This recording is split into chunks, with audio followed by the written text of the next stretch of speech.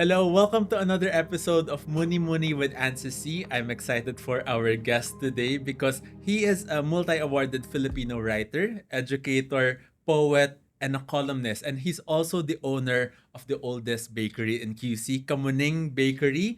Please welcome Wilson Lee Flores. Thank you, Ansis. Hello, Uncle. I'm a fan of your podcast. Thank you, Uncle. You're very entertaining. Thank you po. Can I Yes. call you Uncle? Wilson lang. Wilson? Yes. Medyo weird. Nakiki-H daw ni Ansis. Medyo weird kasi Oo. Wilson lang because Yes, pwede. my dad is also Wilson. Wow. Opo, Wilson. Would you know why I was named Filipino Wilson. Chinese families always have son sa names? Very, Wilson, alam mo, Jefferson. this is a very good question. Alam mo, I've been thinking about it. You're the only person who asked me that. I've been wondering I think maybe not only Filipino Chinese I noticed many ethnic Chinese all over Southeast Asia like to name sons after Anglo-Saxon or Western sounding names. I think maybe because na-colonize tayo all over Asia. So parang fashionable Now to Western to sounding Western names. sounding mga Kennedy, may Carter pa. Yeah. May kilala pa ako Nixon ng pangalan na ganyan. Nixon. May kilala ako Wellington, Washington. The oldest person na kilala kong ganyan, na meet ko lang once or twice, Washington Sisip. Kung buhay siya, 100 plus years old. I think it's because the Asians in general yata look up to Western culture before. Before. Yun ang uso eh. Yeah. Tapos, I asked my mother, ang claim ng mother ko, claim niya, ang theory ko hindi. Sabi niya, the most intellectual USA president daw, si Woodrow Wilson. Totoo naman, the most intellectual. So doon galing yung name. President of Princeton University, my PhD. Pero theory ko, there was a Harold Wilson prime minister day in the 1960s. Akala ko, kasi a lot of them, parang Yes. son yung name because their dad, kunyari, from Will. Parang son ni Will or son ni Jeff. Kaya Magaling Jefferson. ka. Magaling ka. At least that used to be the British custom. Sa British yata, son ni Will o William, kaya Wilson. Yeah. Because Williamson. yung angkong ko, yung granddad ko, hindi rin naman siya Will, but my dad's name is Wilson. So parang I was Maybe confused. during the time of your dad and during the time of my parents, uso talaga among Asians in general to name their kids yata after Western sounding Yeah. celebrities. Okay. I think that's my theory pa nga. I have another theory I want to ask you since you're super smart. I know you are super smart. Sa Filipino Pressure. movies, many Filipino movies, Tagalog ang pelikula, pero ang title puro English sounding. Napansin mo? Tagalog na Tagalog ang movie Pero yung pangalan nila, ang name English ang title. Pero the whole story, character, very Filipino. Napansin sino mo? nga ba? Mga box office hits. Pero yung una pumasok sa isip ko, parang One More Chance. Pero yung pangalan Diba? nila, Popoy. Oo. Parang Basha. Pero yung title of the movie, The title of the movie. para marketing. Yeah, that's Parang, true. I have a theory, parang pag ang title ng movie mo, English sounding, ilabas mo sa pelikula, sa sinehan, parang mas mabenta. Oo. Pero the content is Tagalog, Yes. Filipino story, ordinary people's lives. Yeah, parang may mindset Diba? siguro in Asia na parang when it sounds Western, it can be more marketable. I agree. Like I'll tell you, itong Kamuning Bakery, when I bought it from the old family that owned it, si Javier family, the second generation who's now 80 plus years old, told me when he graduated from UP daw, si Ted Javier, sinabi niya sa mother niya, ang patoy naman ng name ng bakery natin. Kamuning. Ayaw niya mag-work for Kamuning Bakery kasi very local, Yeah. very native ang name. Tapos, sabi niya, why? Sabi niya, pwede natin palitan. Ayaw ng nanay. Kasi siya ang nag-name ng Oo. bakery. It's named after a native tree. Kamuning is a native Filipino tree. Puno yan. And also the district, Barangay Kamuning. Sabi niya, papalitan niya kundi ayaw niya mag-work dyan. So gumawa siya ng another small bakery. Tinawag niya another Western sounding name. Pero It wasn't as hindi, successful. na-close. Ang sabi sa nanay niya, bakit Baduy? Sabi niya, kasi ang Kamuning Bakery parang Kalas Bakery, parang Tondo Bakery, very local daw. Pero hindi naman. Parang hindi naman. Oo. And speaking of, thank you, Uncle, for your Yes. gifts Yes. today. I have Ano, some what breads do for This you. is pandesal. This is our Pandesuelo. most famous pandesal. It's called Pandesuelo. Uh-huh. And by the way, I know you're from Ateneo, di ba? Graduate ka na Yes, Ateneo. yes, Na-discover ka yung bakery na yan due to a famous Ateneo professor na hindi mo na naabutan, you're so young. Si Dr. Doreen Fernandez. Have you heard of? Narinig mo na? No, sir. Siya ang pinakasikat na food critic in the Philippines. Pag sinulat niya masarap yung restaurant, ganyan, may column siya before sa Philippine Daily Inquirer. So I went there. Ito, Pandesuelo is the original tinapay of the Philippines before Pandesal came along. Even before pandesal. And then, Oo. syempre, we have matchang. Matsang, I started. This is one of my favorites then. You have to try this. You steam it 10-20 minutes in your home. Kainin mo and tell me. I taught our cooks to Is this cook your this. recipe? My mother knows how to cook. I just asked the cook to try to replicate it. Ang galing naman ng, alam mo, ang Filipino cooks natin and Filipino bakers are so good. Yeah. They are so good at doing matsang. During the pandemic, a TV station in China, through Chinatown TV, pinakilala sa amin, binidyo ang cooks namin cooking matsang. Tapos binenta sa National Geographic and Netflix, lumabas yan. Kamuning Bakery matsang. I'm excited to try. Usually when I eat matchang, especially nung bata ako, Yes, parang we use parang banana ketchup pa. perfect. Perfect. Banana ketchup or hot sauce. Perfect. Okay, sige. I'm excited to try. Magugulat ka. The famous actress na singer, Ateneo graduate also, si Karil, and the mother, Shasha Padilla, they liked it yata to the point they took photos of their eating matsang and pinost sa Facebook. Sige, alam ko. Si Gibo Teodoro, the defense secretary, Yeah. pinost siya sa Facebook, the best matsang daw in the Philippines. Sabi niya. Okay, sige. I don't I'm make excited to try. I don't make those claims. Yan na yung dinner ko later. Yes, Okay.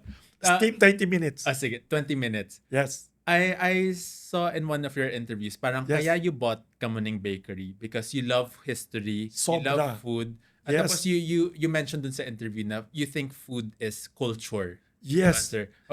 Why do you think food is culture? Many people kasi, ang tingin ng tao, pag culture or kasaysayan, history, puro history book lang yan or museum. Ako, I personally, sincerely naniniwala ako, you can see a community, a nation, yung culture and history through the way we cook, the way we bake, the way we eat. Alam mo, when I bought this Kamuning Bakery Cafe, it was sold to me as real estate lupa. Tapos when I went there, inobserve ko yung mga bakers at night baking, na-amaze ako. Sabi ko, alam mo, this is how they make breads in the traditional way. Very old-fashioned way. Talaga, lahat by hand. Tapos we have this pugon oven. I was so fascinated. Sabi ko, this is the way people hundreds of years do it.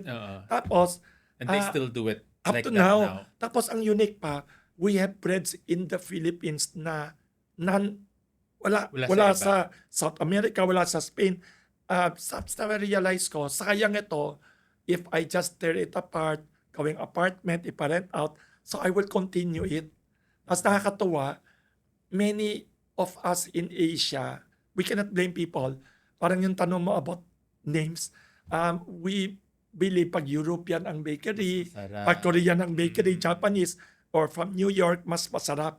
Pag Filipino panaderia, bulok yan, or not good. I saw with my bakers, ang galing nila.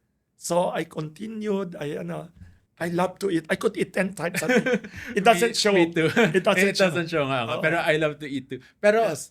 since pandesal yung parang pinakasikat yung product, what do you think the pandesal says about parang Filipino culture? Ay, maganda tanong mo, Ansis.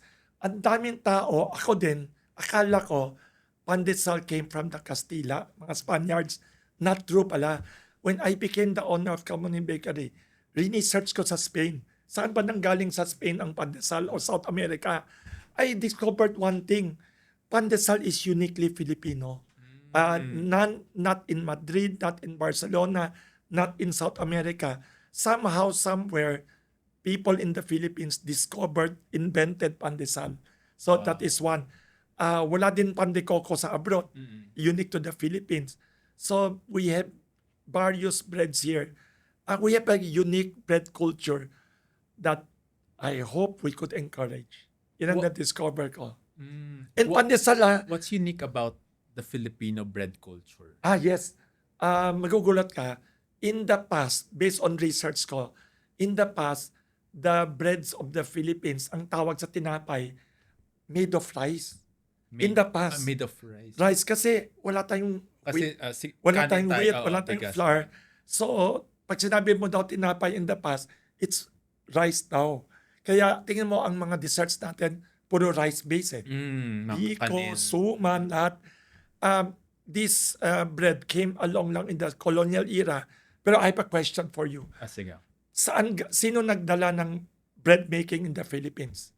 Sino ang nagdala ng baking in the Philipines? May pressure Hula kasi. mo lang. Kasi Hula sabi mo ni lang. Uncle matalino daw. Alam ko matalino ka. Research kita, alam ko matalino ka. Pero no guarantee that you would know this kasi not normal ito. Is it the Chinese? Ang galing talaga. May Thank you. premyo ka ba dyan? Ano? Ay, walang biro. Research ko yan talaga. Hindi to bola-bola. Si Feliz Santa Maria, who you should interview one day here, about food history of the Philippines. Ang galing niya magsulat. May marami siyang books about Filipino food culture and history. And Suki ng Kamuning Bakery also. Sinulat niya sa book na The Governor General's Kitchen. It's a coffee table book na about Filipino books. The pinakaunang panaderia in the history of the Philippines was opened by the Spaniards. By the Spaniards. It's called the Royal Bakery inside Intramuros, mga 400-500 years ago, opened by the Spaniards, owned by the Spanish government, pero lahat ng bakers nila, Chinese. all Chinese from China, all immigrants kasi wala tayong bread culture in the Philippines kasi Southeast Asia, wala tayong wheat. We cannot grow wheat, di ba? So wala tayong flour. Sa China, they have flour and they have baking. So, ba't nalaman ko? Kasi, I want to write about it in the future. People forgot na. Nagkaroon ng kaso mga Chinese bakers. Kasi there was a time, there was a Chinese artisan or businessman nagko-complain sa yung pang-aapi of the Castilla. Di ba? Di ba Castilla inapi everyone in the Philippines? Pero itong Chinese person, nag-rebellion siya. There was a Chinese rebellion. He lost in the rebellion. He was executed and hinangbay yata sa Intramuros. Tapos yung mga Kastila na paranoid. Saan itong ginawa itong conspiracy? How were they able to organize this rebellion? Alam mo sino yung accused nila? It must be the bakers. The Chinese bakers. Alam mo sabi niya, accusation nila, lahat tayo natutulog, sila lang nagtatrabaho, magdamag. Baka walang ginagawa yan kundi nagpa-plot ng rebellion. So alam mo ginawa? Totally walang basis. In-accuse nila lahat ng Chinese bakers in that one and only bakery of rebellion. So, for 1 or 2 years, ban sila. Bawal sila mag-baking. To, napilitan yung mga Kastila kasi Pilipino pwede mabuhay walang tinapay.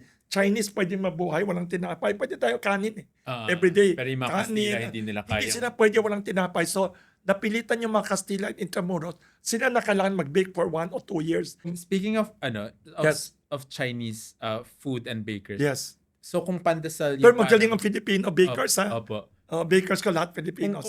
Kung meron namang Chinoy food that Yes. speaks about the Chinoy culture, the Filipino-Chinese culture, what food would that be, do you think, sir? Lumpiang Shanghai.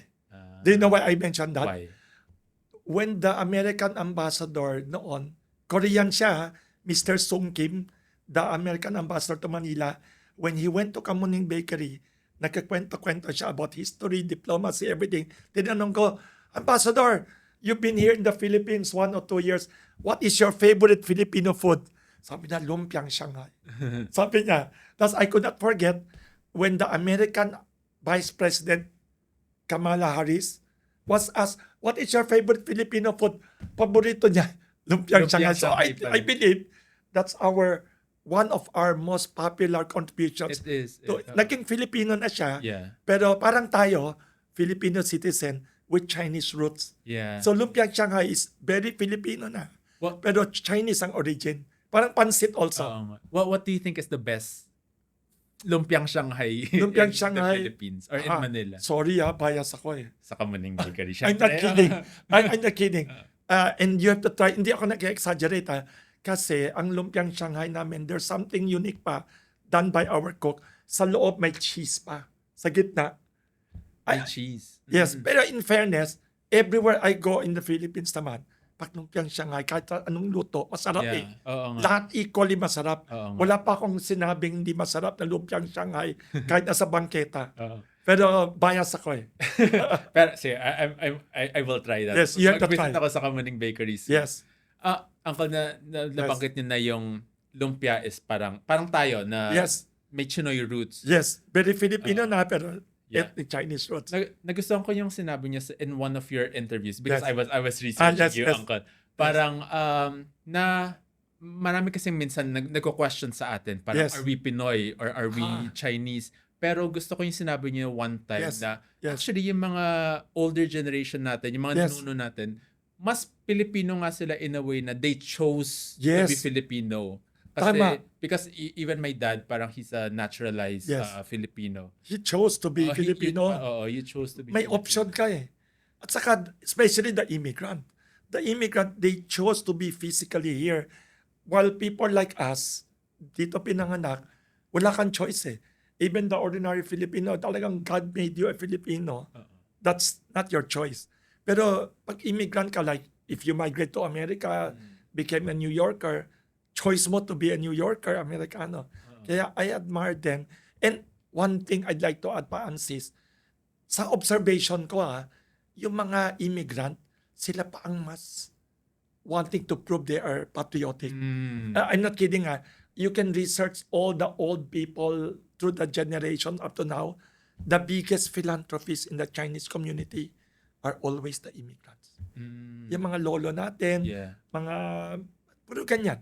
Kasi Yung parang, mga pinanganak dito parang parang may extra challenge for them To to prove. prove that they are Filipino. yes, pag dito ka na born, dito ka na raised, parang second nature na. Parang wala kang parang Yeah. parang yeah. feeling ko lang. So parang we should also appreciate immigrants. Them. no? In fact, if you observe many of the biggest philanthropists, I could name them. For example, si George T. ng Metrobank. Very famous ang Metrobank Foundation, di ba? In fact, not only magaling sa education, pero I think it is the number one benefactor sa arts. Painter. Yeah. Siya lang ang foundation, alam ko, na may art contest for young, yung mga artist na wala pang exhibit. Manami. Kaya, and he was born in China. So, and very good in Mandarin, Hokkien, and everything. Pero I think for people like Mr. George T., the late George T., he has this incentive to prove to others that he is patriotic, he is philanthropic more than ordinary people. Yan na theory ko lang. Oo. Pero that makes a lot of sense. No? Even the Motel King, si Angelo King, friend ko siya, the late Angelo King. I remember, I wrote a column about him, lahat ng philanthropy niya. May pare, sumulat sa akin, nagko-complain niya, tawa ka na tawa. Kasi Motel King Kasi daw siya. Oo. Pero hindi alam ng maraming tao in the Philippines, the late Angelo King is one of the most generous philanthropists in Philippine history. Grabe mag-donate. Donate yan. Sa Ateneo, wala siya donate. Sa Lasal, may donate siya. Xavier School, Silimanyor, donate everywhere. Opo. Ang nakwento sa akin yan, si Ambassador Bienvenido Tan. He sat in the board of his Angelo King Foundation. Maraming ganyan. Lucio Tan, immigrant. Immigrant born in China, came here. Grabe mag-donate yan. Grabe mag-donate si Lucio Tan through his Tan Yan Key Foundation. This theory, they are more generous in philanthropy to prove they are. You know a lot of business people, no sir, because you also Right, about as a hobby. Yes, I wrote about them. I meet them. What's I what's Yes. parang a big lesson that you've learned from all of these business people na you wrote about? Na especially for us Yes. younger generation na ano yung natututunan namin? Ako favorite ko among the business people to write about yung mga self-made rags to riches. Mm. And many of them are immigrants or whether yes or no. Now, realize ko one thing, most of them perseverance. Most people, ang nakikita lang yung kayamanan nila, the glamour of their companies, the big enterprises. Pero behind every success nila, ang dami nilang dinaanan na hirap. Ang daming personal, financial, emotional hardships. Many of them went through hardship. Almost everyone, you can name a few or any of them, and I will tell you the hardship they had to go through. Yun ang parang we should use hardship as our motivation to excel. Hardship, failures, example lang, Parang not to let them parang destroy discourage us, Oo. discourage us, obstruct us. Hindi ko makalimutan, this year is the 100th birthday ni John Gokongwei Jr. One of my favorite tycoons na kausap, madalas ko siya kausap. Si Mr. John Gokongwei Jr., born to a well-off family. Great-grandfather niya mayaman, lolo niya mayaman, tatay niya mayaman pa rin. Biglang namatay tatay niya when he was 13 years old. Then na-bankrupt ang family, yung bahay na foreclosed. Hindi na siya nakapagtapos ng high school. People don't know much about the hardships they went through, the trauma. Alam mo, okay, I'll tell you, Ansis, okay lang kung mahirap ka, then struggle. Ang pinakamahirap, alam mo mayaman ka, tas naging mahirap. Yun ang pinakamahirap. At kwento niya sa akin yan, I could not forget ang kwento niya. The father owned several movie theaters in Cebu. So in school daw, sa high school, siya ang the most popular student in the batch kasi lahat libreng sine. Lahat ng classmate pupunta lang with him to go to the movies. Manonood, libre. Di mo na naabutan to go to a movie theater na hindi na uso ngayon. Naabutan ko naman. Kasi yun. bata ka eh. Uncle, Bata ka, nanonood pa rin naman ako puro ng sine. internet ka na. Pero noon, it's a big thing to go to a movie house, di ba, libre. So he was the most popular kid in high school. Then biglang namatay yung tatay. May marami palang utang. So lahat ng negosyo na foreclosed ng bangko, yung malaking bahay nila na may piano na wala. Everything na wala. Alam mo, when he went back to school, nobody minded him na. Hindi na siya pinapansin ng student. Human nature. Yeah. So, very difficult now. Hindi lang yun. Many people forgot na he dropped out of school na. High school. Hindi siya nakatapos ng high school. Hindi siya nakapag-college even one day. Yun. Pero very brilliant. And he and persevered. Kaya I think that's part of his character na dapat masipag, dapat matipid. Huwag na mangyari sa buhay ko mawala lahat ulit. Maraming ganyan. Ano naman, Uncle, yung parang Yes. biggest misconceptions about these tycoons? Many people have this misconception. I think na they are materialistic, pera lang gusto nila. I discovered one thing pag nakipagkwentuhan sa kanila, it's not about money. Money is not the main thing kasi syempre, pag non-tycoon tayo, we think, puro pera yan, obsessed with pera. Pero it's more than that. To them, yun love of their work. Yun, they love the work talaga. Okay. Yun parang it's like a farmer who loves being a farmer. Yeah. It's like a painter na yung pera is not the main thing na. Alam mo yan, yung magaling ako mag-paint, I could spend the whole day painting kahit wala ng tulog. Parang very happy ka. Tapos, may kikitain pala ako, binibili pala painting ko. It's not about the painting. Yeah. So this tycoon, many people, kasi why did I think of that? I remember si Mr. Gokongwei, nagkakwentuhan kami one time, mag-80 years old na siya. Yun, kunyari, next week magbe-birthday na siya, 80th birthday.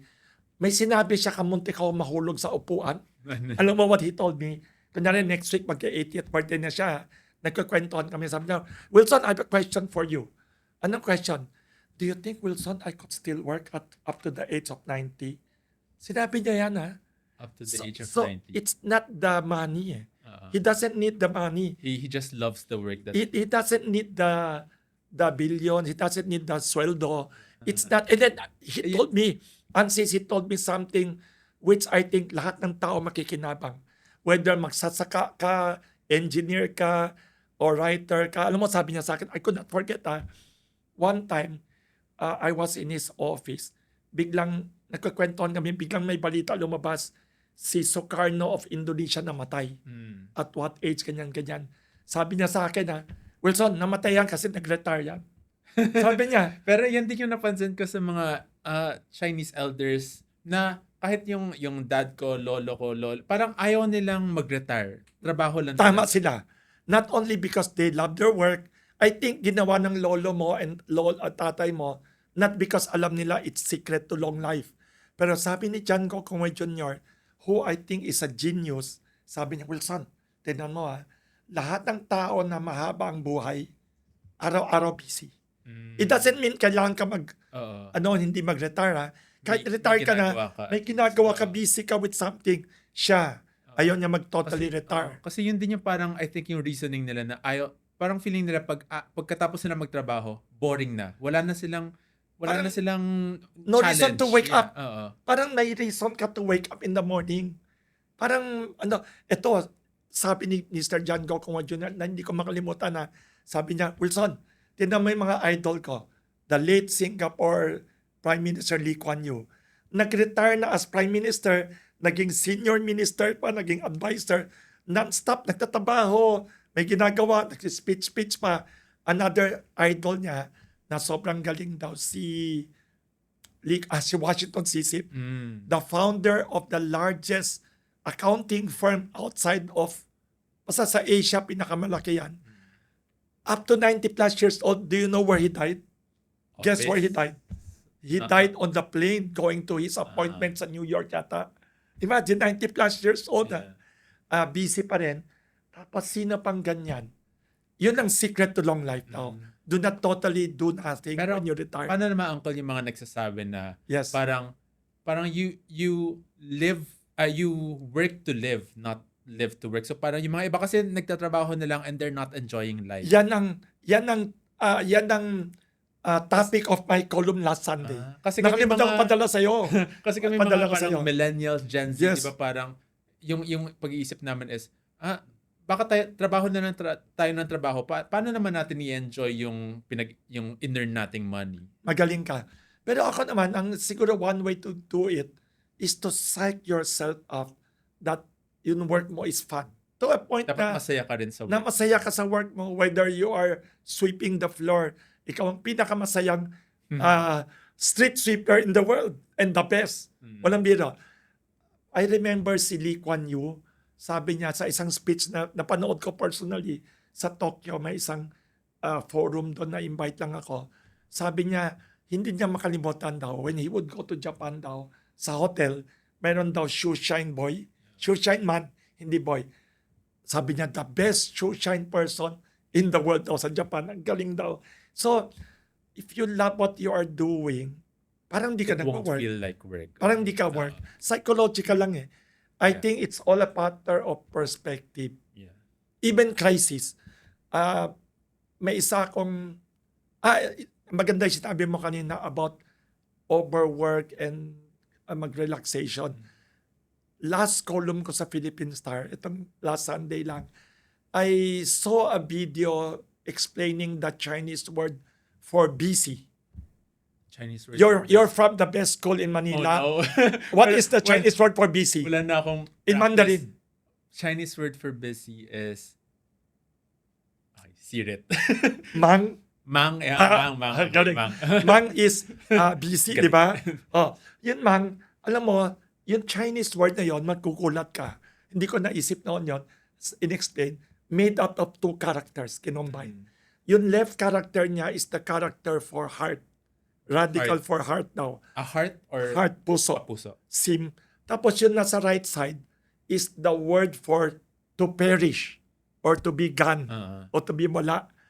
So, ang philosophy ng Chinese for thousands of years, pag sobra kang busy to the point you forgot yourself na, ang unang mawawala heart mo. Ang galing, di ba? So, wag ka mag-over busy. okay. To the wag point ka- na mawawala na yung heart. Parang yun ang nabilib ako. In that Chinese word, may ano pala dyan, meaning na hindi natin Ang napapansin. galing din ng mga Ang Chinese galing, language di ba? and Chinese characters. Di ba? Na Yun- parang may symbolism Yes, din. that word pala na busy is okay to be busy, okay to be hardworking. Pero pag sobra-sobra na, Nawawala, ang una nawawala, puso mo. No, Ah, nape-perish, oo. namamatay, nawawala. Can you imagine? Galing. Very Oo. philosophical. Ganda. Nagulat, Oo. I will Piper you, column ko yun, ginawa ko last Sunday. Sige. Minention Sige ko ako. yan. Minention ko doon kasi last Sunday was Workaholics Day. Ha? May Di ba lang, July, Workaholics. ginugol ko lang kasi before my column, sabi ko, deadline ko for my Sunday column in Philippine Star, it was July 5. Tapos ginugol ko, What happens? what holiday Uh, in the world, July 5? Workaholics Sa Day. thing sa Amerika, sa Europe o America, may inimbento sila, Workaholics. Workaholics Do Day. you consider yourself, Uncle, a workaholic? I am partly workaholic, partly laid back. Kasi I'm half businessman, pero in my heart, I'm a writer eh. Pag writer, artist, di ba? I like poetry, I like books. Yeah. So, Yun din nga yung... happy-go-lucky. me- Kalahati, happy-go-lucky. Yun din nga yung isang question kasi, Uncle, because medyo outlier ka in the Very the happy-go-lucky. Chinese uncles, because a lot of the Chinese uncles would push us business, Doctor, engineer. lawyer, Yes. banking. Nobody would tell you to be a ikaw writer. parang writer, poetry, Yes. literature. I love ganyan. I love art. I like, the reason, very weird. I had a mother kasi na ganyan. Mother ko was a teacher in the traditional Chinese culture. Chinese teacher siya. Tapos, I could not forget, father ko died, I was 7 years old. So, walang father, hindi kami wealthy. Yeah. Ang nanay ko teacher. Walang yumayaman na teacher sa Philippines. Unfortunately, sadly, so nanay ko pa Chinese teacher pa. All the more hindi ka wealthy kasi you can teach only 2 hours a day. Tapos, I was in grade school in the past. Hindi pa ngayon, pwede ka mabuhay as a writer pa nga eh, compared to before na. Tapos biglang sabi ng nanay ko, in grade school na, sabi niya, Wilson, paglaki mo, mag-doktor ka. Tapos sabi ko, sorry wala akong aptitude for medicine. Hindi ako interested sa doktor. Nag-smile siya, natuwa siya. Ay, that's not bad, that's okay. Alam mo, ay pa suggestion. Novelist ka paglaki mo. Sinabi niya novelist. I was so shocked. Hindi to be a journalist, to be a novelist. Pag journalist, maraming profession. Yeah. Pwede ka pumasok, pwede ka maging broadcaster, pwede ka maging columnist, may hanap buhay ka. In the past, novelist in the Philippines, sorry very few, wala akong kilalang tao noon na full-time novelist 9 to 5, Monday to Friday. Alam mo, Ansis, even the most famous writer in the Philippines, sino number 1 writer in the Philippines in the past? National artist that you can think of. Guess one. Magaling yung story. Any name. Any national Artist. Patay na. na writer? Yes, na famous. Ricky Lee? Magaling siya pero younger siya. Mas matanda pa sa kanya. Handa pa. Very, very famous. I see it. Nick Joaquin. Have you heard, di ba? Nick Joaquin, di ba? Yes. Kasi Ricky Lee, tama ka, magaling ka. Pero ngayon yan. Upper younger. Kasi siya. Noon kasi nung bata ko, hindi pa siya that sikat. Nung in grade school ako, di ba? Even Nick Joaquin na super sikat, hindi siya full-time novelist. He had to be a journalist. He had to write for the newspaper, magazine, as a livelihood. Yeah. So, ang sagot ko sa mother ko, at sinabi niya in Hokkien sa akin, di siya xiaoshuat. Exact word yun Xiaoshuat is fiction. Mag-fiction Fiction writing ka. Can you imagine? Alam mo, ang sagot ko sa kanya, do you want me to starve? Grade school ako Bakit yun yung unang naisip ng mom? Sinabi niya sa akin Ang sagot ko sa kanya, do you want me to starve? Sabi ko, hindi to Amerika. Hindi to Europe. Hindi to China. Where you have a person writing 1 novel, nakabenta 1 million books, naging movie, mayaman ka, pwedeng 9 to 5. Si Nicholas Sparks, Monday to Friday, Saturday, yun ang ginagawa niya, 9 to 5. Talagang writing novel. Walang ganyan sa Philippines. Sabi ko, do you want me to starve? Gusto mo magutom? Alam mo, sakot ang nanay ko. To me, I could not forget. Sabi niya, Wilson, there are many businessmen and tycoons. They come and go. Hindi alam ng tao sino sila. Even their own descendants now. Pero ikaw, pag sumulat ka kahit na isa lang magandang short story, isa lang magaling na nobela, or even just one great poem, maalala ka for centuries like Shakespeare, like Lipo, like Lipay. Iba, sabi niya, iba ang being a writer. Sinabi niya. Hindi naman ako nakipag-argue. Naisip ko lang, itong nanay ko loves history, loves books in the Philippines na hindi siya economically viable, hindi siya. Viable, oo. Tapos sabi ko, siya yata the only Chinese parent. Feeling Noon ko up rin, to now, oo. the only Chinese parent who wants her only son to be a novelist. Can you imagine? Only son na, Oo. buti ko may 5 anak ka, Oo. o isa magpare, isa novelist, the rest businessman ka, di Oo. ba? Tapos, ang ginawa ko na lang to make my mother happy, ang ginawa ko, naghanap ako ng dyaryo, nagsulat ako letter to the editor. Yun ang first attempt ko to write anything, Oo. publish. Tapos lumabas sa Manila Bulletin. Andun name ko, Wilson D. Flores, Quezon City. May comment ako about something. Wow. Nung nakita ng nanay ko, di naman siya palang winning something. Very proud. Buong neighborhood alam. Buong school lahat alam. Galing. O, tapos kinakat pa yata niya, pinapadala niya sa kamag-anak pa abroad. Every time my name comes out anywhere, very happy siya. Tapos ako naman, addict. Oo. Kasi when you write, Tapos when when you you get write, published, when you get published and you see your name, and noon di pa uso ang internet, Oo. wala kang expression. Hindi ka pwede mag-post tapos makikita ka ng mundo. Yeah. The only expression, unless sumigaw ka sa highway, di ba? The only way to express yourself, you write something, lalabas ka, na-addict ako. So I keep writing. I get that. I write sa school, I write everywhere, and every time she's very thrilled. Naging addict ako, pero up to now, di pa ako gumagawa ng novel. Ng novel. I will. Is that part of I your should. plan? Novel? Yes. Ito, very good question mo. When I was in Ateneo, I wrote several short stories.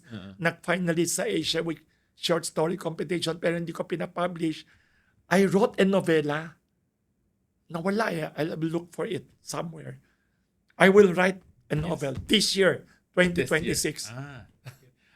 I write a lot of poems in English and Filipino. Speaking of literature and Yes. poems and art Yes, yes. what do you think can the Chinoy community get out of it? Kasi 'di ba tayo parang we're a lot of Puro yung parents business. natin business talaga Yes, and business, doctor. very practical. Pero Yes. what do you think can we get out of art? We can get out of art. Number one, we can help the Philippines not only economically. Kasi itong lipunan natin, society natin, hindi masyadong binibigyan ng importance ang art in general. Hindi nga. Not only the Chinese community, Yeah. even the Philippines in whole general, Philippine yes. society, hindi masyadong binibigyan. Kaya if we contribute more to art, we in effect contribute to the whole country as a whole to uplift the economy, the life of people, uphold the truth also kasi through art, we reflect the truth. Yeah. Di ba? Parang conscience na rin ng society, ang art. So we should do more. It will help us kasi art is also a form of political influence. It's a form of, It can in also fact- be a form of like protest. exact word, I was thinking of the word subversion pa nga eh. You can subvert, not in an illegal way. Yeah. You can subvert the injustice, the wrong things happening sa society natin through art. Yeah. You can help give voice to people sa Philippine society na voiceless through art. Yeah. Pwede mo i-express many things. And one thing ba, Ansis, kaya tuwang-tuwa ako sa'yo, you are in the arts. Believe ako ikaw believe ako sa'yo, management engineering ng Ateneo, tapos nasa art doon ako believe sa'yo. Anytime you want to go to any of these corporate jobs, pwede ka. Pero you are excelling sa art. Thank you. One thing na we lack in the ethnic Chinese minority sa Philippines and Southeast Asia, which we should learn from the Jews of Europe and America, they are very great at art.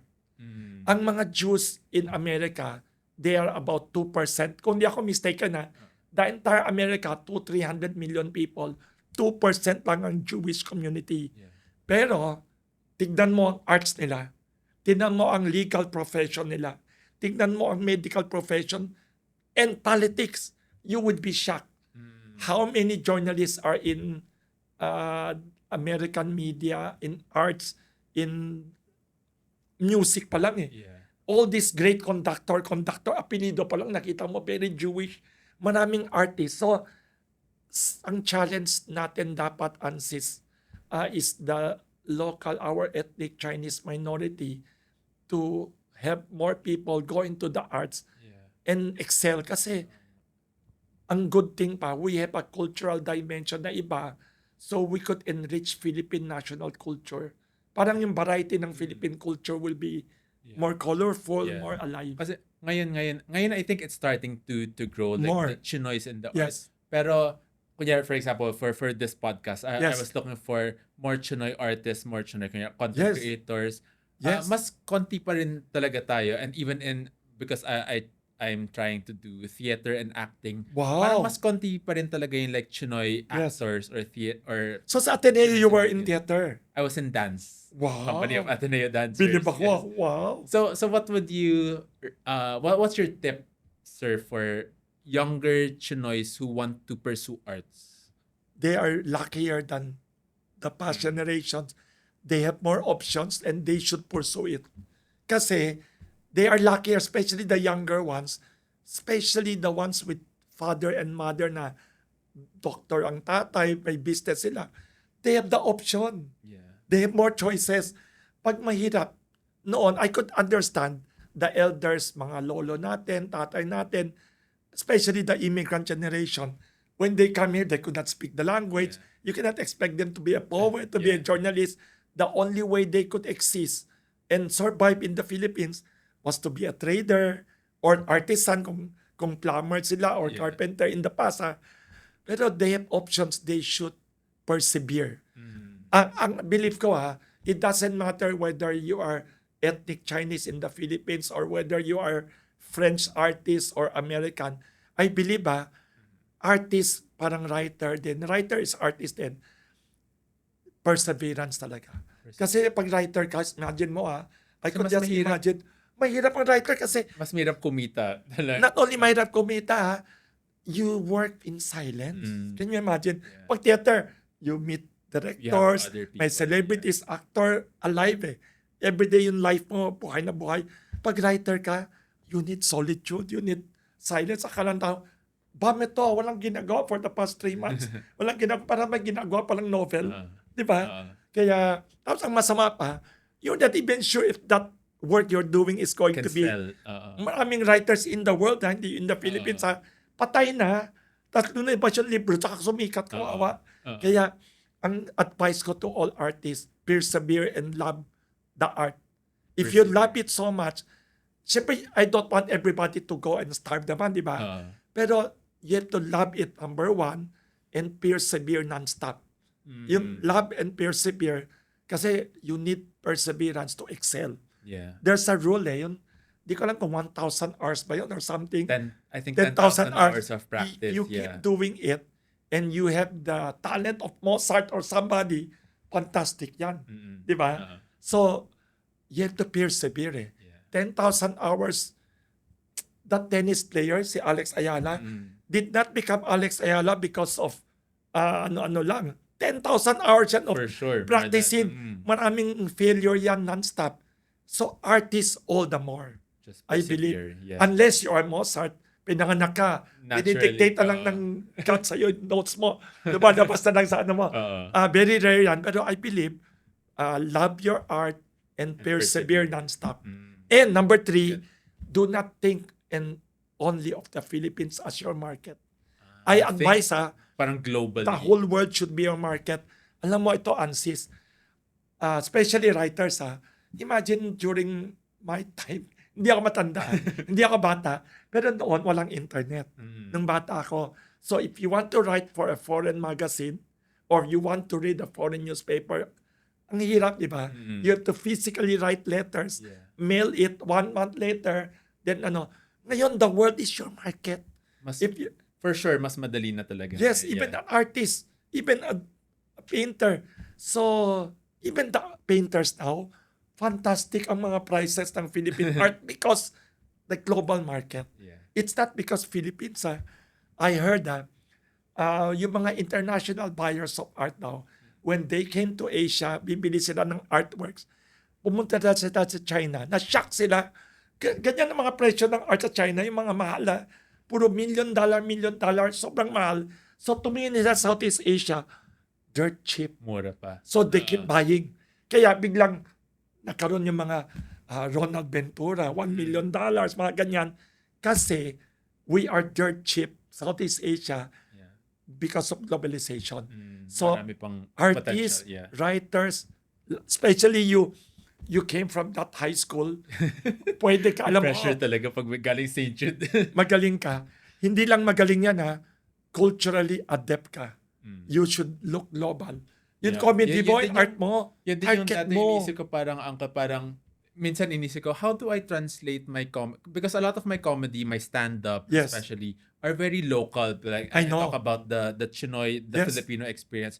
So, inisip ko minsan, how do I translate that to a global market? Pwede yan. I-adjust mo lang konti, the content and you can be like the Ronnie Cheng of Southeast Asia. The Walang Ronnie biro. Cheng, Ano yung Ronnie Cheng? the Singaporean, Malaysia. Malaysian, nag-Singapore, nag-aral sa Australia. Super sikat sa New York yun. sobrang sikat. Nakakatawa sa Amerika. Sobrang. Pinagtatawanan niya si Donald Trump. Hindi siya nakukulang kasi nandun siya, di ba? Ang nakakatawa. Uncle, And very funny, di ba? Very funny. Speaking of you Our Chinese mentioned culture, yes. Ikaw, Trump. pwede ka niyan. Oo nga eh. Pag-isip ako. Don't forget. Challenge ni Wilson sa'yo. Sige. You have the potential unlike Sige, others. Tapos yung challenge ko sa'yo, Uncle, is Yes. susulatin mo yung novel mo. I this promise. year. Yung assistant ko nandito, uy, remind nyo, deadline year. ko this year. Promise ko sa nanay ko yan. Ay, lagot. So you mentioned school earlier, promise ko yan. Uncle, Yes. Trump. So politics, mahilig din kayo sa politics. Sobra. And then, sa Kamuning History and politics, I History. love. Tapos sa Kamuning Bakery, you have the Pandesal Forum. Yes. Na you mentioned it's non-partisan, anyone can dialogue, ganon. Why do you think that's important? I think that's important because I believe ang daming issue in the Philippines that are unresolved. We have so many social, political, economic, cultural, etc. problems. Even health. Sa Pandesal Forum, paboritong ang topic, anti-smoking, mga anti-dengue, mga ganyan.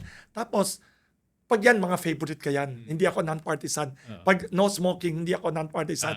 I'm passionately anti-smoking, mga ganyan-ganyan. I like that because I'm a news junkie. I love to read all the news, what's happening in the world. Tapos, because of my column sa Philippine Star and Abante Opinion column, some politicians would call me and tatawagan ako, Wilson, makipag-breakfast ka naman sa akin dyan sa oldest bakery na nabili mo, hindi pa ako inimbita dyan. I know in my mind, at the back of my mind, hindi totoo, makikikain lang siya ng tapsilog sa akin sa Kamuning Bakery dahil 87 years old yan. Siguro baka gusto niya ipuri ko siya to praise in my column or something. Pero I'm not that type who likes praising people. I like making fun of politicians in my column. Nilaloko kasi na using humor, criticizing. So, the way to do it para hindi naman bastos to them, sabi ko, hindi ko sila maisulat. So sabi ko, can we make it na lang ang informal forum? I invite other media. So I try to be very, very non-partisan. Ibig sabihin, all sides of the spectrum. For example, Ansis, in the last election, which Bongbong Marcos and Sara Duterte won, ang pinakakulelat, pinakadehado underdog na presidential candidate, sino? Guess. Who was the presidential candidate and VP candidate na pinaka-kawawa? Na-mention mo kanina. Si Leody de Guzman. Magaling ka. Magaling talaga to. Matalino talaga. Si Leody de Guzman. Nung nakita ko sa news na nagpa-file siya ng candidacy sa Comelec, nakita ko sa news, hinanap ko na agad siya. Ginulo ko lahat ng kilala ko na leftist, NGO and everything. Uy, paano maimbita yan si Leody de Guzman? Na gusto ko siya lahat talaga may chance. Kasi nabasa ko, he was the first ever labor union leader to run for president. May socialist candidate before, si Gregorio Aglipay, who ran against Manuel Quezon and Emilio Aguinaldo. Socialist yun. Pero ito, socialist and labor, yun in-invite ko siya. And running mate niya, si Walden Bello. Tama. Yes, kawawa sila. Bakit sila kawawa? May legit issues sila. It doesn't mean I agree to all their solutions, Pero ang mga complaint nila, legitimate and good sila. So yun. So hindi lang si Bongbong nagsalita Yeah. sa amin, si Sara nagsalita, Lenny Robredo, anybody you can think of politicians, welcome sa Kamuning Bakery. Parang ang ganda na you're Yes. parang fostering this dialogue. Kasi 'di ba the criticism naman sa social media Yes. is it's an echo chamber. So lahat Sabi ng nakikita nila. mo sa feed mo is something that you agree. Magaling ka. So how do you kunyari for ordinary people like Yes. us, paano Yes. tayo makikipag-dialogue with kunyari yung other people na hindi natin ka Magaling ka, ano, Ansis. wavelength It's a great or same idea. ideas? Magaling si Ansis. Kasi sa social media, may algorithm yata yan eh. Pag ano ang bias mo, ano ang favorite topic mo, Yun yung yun ang makikita parati mo, hinahanap oo. mo, di ba? Yun ang finifeed sa'yo non-stop ng social media. Tapos, tendency din, kahit na walang algorithm, yung social circle mo, you go around people na same idea, same. Yeah. I think hindi healthy yan. Especially sa politika ng Pilipinas and America. Yeah. America is so divided. Tapos sa Pilipinas, so toxic ang politics. Pero through democracy, naniniwala ako, through democracy, dapat may diversity of views. Open tayo to views of other people kahit hindi tayo nag-agree. Yeah. Wag yun puro pag yellow, pag red. Kaliwa, puro kaliwa. Pag wag, yun ang belief ko. Kaya in Pandesal Forum of Kamuning Bakery, everybody is welcome. Like for example, dalawang US ambassador nagsalita sa amin. Russian ambassador, dalawa na nagsalita, dalawa. Pati Ukraine ambassador. China ambassador, dalawa na rin. Israel, 3 na ambassador. All kinds of views, all points of view. You mentioned earlier Yes. politics kasi very Divisive. medyo divisive tayo Yes. at magulo. If there's one thing, kunyari kung ikaw yung parang may power ka to change something sa Philippine politics, Wow, what would galing. it be? Magaling siya. May column ako several years ago. Ang title, Why I Will Not Run for President of the Philippines. Humor column lumabas sa Philippine Star. What I will change in the Philippines, number 1, hindi ko gagawin may Senado, may Congress. Ang gulo. Gagawin ko unicameral. Parang Malaysia, parang Australia, parang UK. Magulo. Kinopya natin. Alam mo, unfortunately, politicians natin very Americanized. We are more Amerikano tayo sa kano. Yeah. So kinopya natin ng Amerika without the same conditions. Ang Amerika kaya ginawa nila may Senado, may Kongreso kasi ang dami nilang estado na they have to convince to join the union. Tayo naman one country lang. Bakit mo? Number 1, I will change that unicameral. Number 2, too many provinces. Ang dami gusto maging dato sa Pilipinas. Ang dami gusto maging hari-harian dyan. So, putol ng hati ng probinsya para bawat tao governor, bawat tao may sariling kapitolyo. Sobrang grabe. In America, how many states? 50, 51, di ba? 300 million people. We are 100 million people. How many provinces? 70, 80. How many bureaucracy yan? Pinapakain nila puro ghost employee. Dami. Number 2, ang China, 1.4 billion people. 20, 30 provinces lang. That is 1. Number 2, Ano yung magiging advantage, Uncle, pag less yung less bureaucracy, less corruption, less bureaucrats, sana more efficiency. Tapos isa pa gusto ko gawin, talagang gusto ko death penalty for corruption. Ay, sorry, kahit ayaw nila ng death penalty, life imprisonment, yun talagang meron nangyayari. Dito sa atin, unfortunately, parang kid clubs, parang joke lang. Ikukulong, tapos parang sarswela, moro-moro. Tapos tatakbo ulit, mananalo Oo, ulit. tapos kanyari, at tapos kung kalaban mo, kung kalaban mo, kakasuhan ko, pag ikaw naman nakaupo, ako naman gaganti sa Puro hindi totoong anti-corruption. Pagkakampi mo, hindi ka kukulong. Is dalawang country sa Asia, napakagaling mag-punish ng corruption. Papag-guess kita ulit. Sorry. Quiz show Parang pala ako to. professor Quiz show. Mention 2 Asian countries na sobrang hanga ako na gusto ko gawin yung ginagawa nila, anti-corruption. Na Dalawang country. anti-corruption. Yung punishment. of the Ah. pinaka-big wigs. Talagang big fish. Talagang VIP kinukulong. Manghuhula lang ako. Oo. Singapore? Ah, Hindi. Singapore is among them, pero may dalawa pa mas grabe. Na, Singapore, very good in na very anti-corruption. strict sila sa Na corruption. talagang hinuhuli yung VIP. Talagang kahit na Diyos ka, kulong ka. Sino? Dalawang bansa na grabe. Starts with letter... Pag ako president, gagawin ko yan. Starts with letter... Lagot sila. Kaya wag ako kay boto. Starts with letter ano, Uncle? Letter S. S. Two words, Pero hindi S and K. Singapore.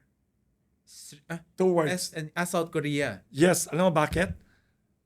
Saan ka nakakita ng bansa? Siguro, I don't know, after World War II, after now, siguro 8 or 10 lang ang presidente nila. 8 or 10 or 7. Siguro 5 na kinulong nila. Out of 7, 8 presidents nila in the past, mga 5 or 6 na kinulong nila. The last president nasa kulungan ngayon. Ang galing. Isa pinatay, isa binaril nila, assassinate. A good guy yun, pinatay ng assassination. Another country na grabe sa anti-corruption na we should learn even kahit 10%, China. Death penalty. Death penalty for cabinet corruption. minister. Death penalty for defense secretary. Defense minister niya, 2 death penalty. Mga generals, mga governor. Death penalty, walang mga sinasanto doon. Bilyonaryo kinukulong. Sa China, wala silang pakialam sino ka. Ito pa, sa China, the number 1 movie celebrity nila, si Fan Bingbing, nabasa ko lang kagabi. Number 1 biggest superstar sa movie sa China. Biglang kinulong, nawala for 4-5 years in the limelight. Pinabayad, $200 million yata. Taxes, illegal. Yun lang, tax evasion lang, kulong. Nawala ang career. Tax Ngayon na evasion nakabalik. Tax evasion lang ha, hindi nakakaw pa sa gobyerno yon. So, what I will do talaga, pag nasa gobyerno ko, talagang iron fist, anti-corruption, para naman more funds for public schools, Yeah. more money for public hospital na libre, more roads. Talagang kailangan, hindi pwede 60-70% ng tao sa Pilipinas poor. Yeah. I think yung dun sa Iron Fist, parang minsan yung danger sa Iron Fist kasi yung justice system natin Nagiging, so minsan pati yung mga inosente na yun ang nasasama. yun ang nakakatakot. Kaya yun ang safeguard natin. Kaya in fairness, kaya inalis nila yung death penalty. Kasi naintindihan ko rin in the past kasi sa Pilipinas, mga mahihirap lang pinapatay. Oo nga. Walang mayayaman pa noon, konti lang na the death penalty nakakalusot. Because our justice system is very unfair. Hindi po tatakbo si Sir Wilson. Oo. Hindi tatakbo. Warning yan. Do not even suggest or nominate kasi talagang Pero siguro, Uncle, for my last question. Yes. Parang ang dami ko nang natutunan sa inyo today. Parang you're a living encyclopedia. I like to read. Knowledge. I like to read anything. Ano yung parang siguro one advice for the younger generation ngayon? Number 1, do not be emotionally fragile. Wag masyadong emotionally vulnerable and weak. Kasi napansin ko yata, maraming young people and kids ngayon, children, emotionally sensitive. Masabihan mo lang, pinagalitan lang ng teacher, binasted lang ng girlfriend, ng boyfriend, nagka-heartache lang, inayaw lang siya sa date or something, pinagalitan lang ng teacher o lola, kanya mag-suicide na, magbarilan na sa school kasi binubuli lang siya. Dapat kapalan natin konti ang mukha natin. Sorry, I'm not saying it's a good thing, pero pagtibayan natin loob natin, be stronger as a person. Huwag tayo sobrang, social media amplifies yung vulnerability. Alam mo yun? Yes. Yun, ibubuli ka lang sa online, pagtatawanan ka lang, parang gusto mo na mamatay. I advise young people to be stronger emotionally, psychologically. Lahat ng problema sa buhay, emotional, psychological, financial, even academic problem, lahat yan dapat gamitin mo to make yourself better. Gamitin mo to make yourself stronger. Kasi ako naniniwala ako, Ansis, ang crisis, hindi binigay ng Diyos sa atin na hindi natin kaya. I'm not a very religious person, pero naniniwala ko, lahat ng crisis na binigay sa atin, binigay kasi kaya natin yan, and we should be bigger and greater. Kasi ako, 7 years old pa ako, biglang, parang a little bit like Gokong Wei. Tatay ko, very wealthy family siya. Parang mayaman kami noon. Nung bata ko, malaki ang bahay, maraming kotse, maraming driver, maraming aso. Basta talagang parang well off. Biglang namatay tatay ko when I was 7. Yeah. Tapos nawala yung business. Naging maliit na apartment na rented. Maniwala ka, Ansis, yung mga furniture from the old house, lumipat sa rented apartment, hindi makasya sa door. Hindi ko makalimutan yun, ha. Yung mga table, malalaki, yung mga kama, hindi makasya sa pintuan, kailangan alisin yung tornilyo, But- dinadaan, talagang, hindi ko makalimutan yun. Pero kahit Tapos, na gano'n, parang you yun ang- still tapos persevered. bata pa ako, na-realize ko na as a 7-year-old pa, na life is unfair. Na wag ka mag-expect na ang life will be fair. Do not be pessimistic. Nasa iyo lahat yan. Pwede mo ma-overcome lahat yan. Hindi ako, parang do not expect life to be easy.